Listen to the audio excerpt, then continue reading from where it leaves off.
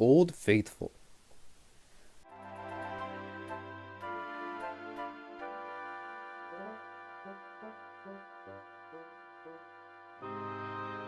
Sir Handel stayed shut up for several days, but one market day Pearsham could not work. He needed repairs. Sir Handel was glad to come out.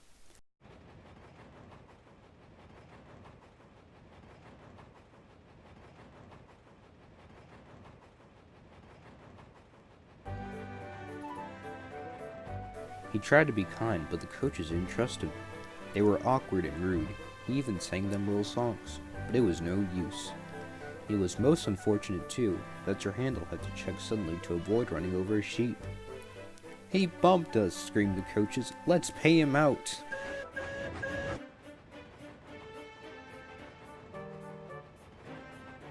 The coaches knew that all engines must go carefully at a place near the big station, but they were so cross with Sir Handel that they didn't care what they did.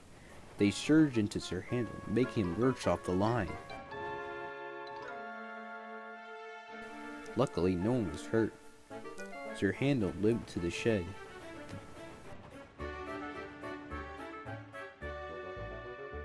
The thing controller inspected the damage. "No more work for you today," he said. "Bother those coaches. We must take the village people home and fetch the tourists, all without an engine." "What about me, sir?" said a voice. "Skarloey," he exclaimed. "Can you do it?" "I'll try," answered the old engine.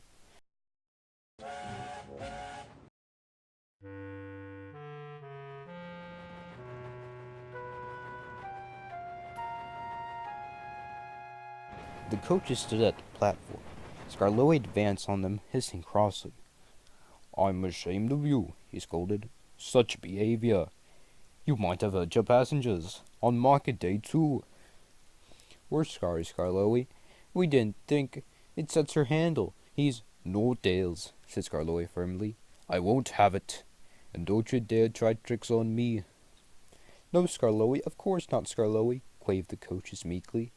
Skarloey might be old and have dirty paint, but he was certainly an engine who would stand no nonsense. His friends crowded round, and the guard had to shoo them away before they could start.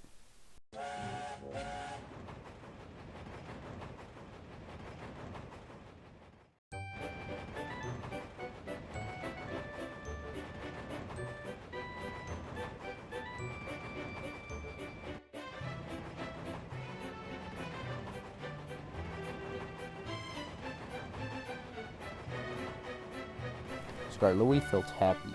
He remembered all the gates and stiles where he had to stop, and whistled to his friends.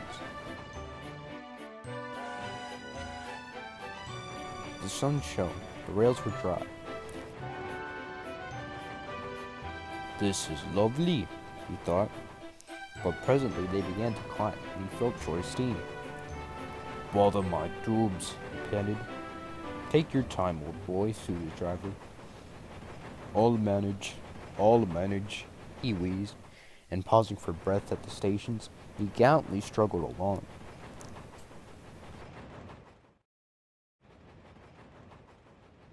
After a rest at the top station, Skarloey was ready to start.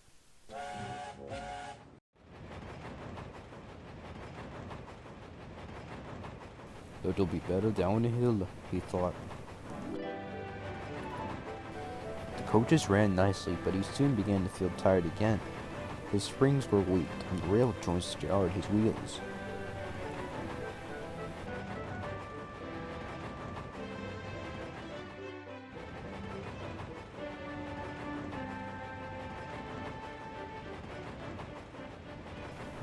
Then, with a crack, a front spring broke, and he stopped.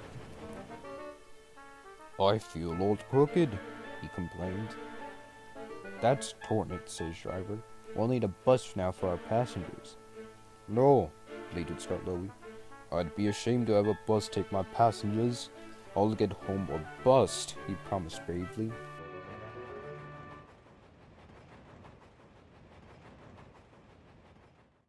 The thin controller looked at his watch and paced the platform. James and his train waited impatiently too. They heard a hoarse peep, peep, then groaning, clanging and clanking, Skarloey crept into sight. He was tilted to one side and making fearful noises, but he plodded bravely on. "I'll do it! I'll do it!" he gasped between the clanks and groans. I've done it!" And he sighed thankfully as the train stopped where James was waiting. James said nothing. He waited for his passengers and then respectfully puffed away.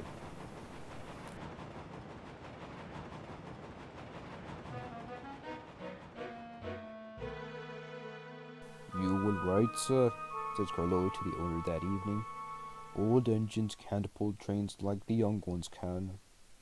The owner smiled. "They can if they're mended, old faithful," he said, "and that's what will happen to you. You deserve it." "Oh, sir," said Skarloey happily.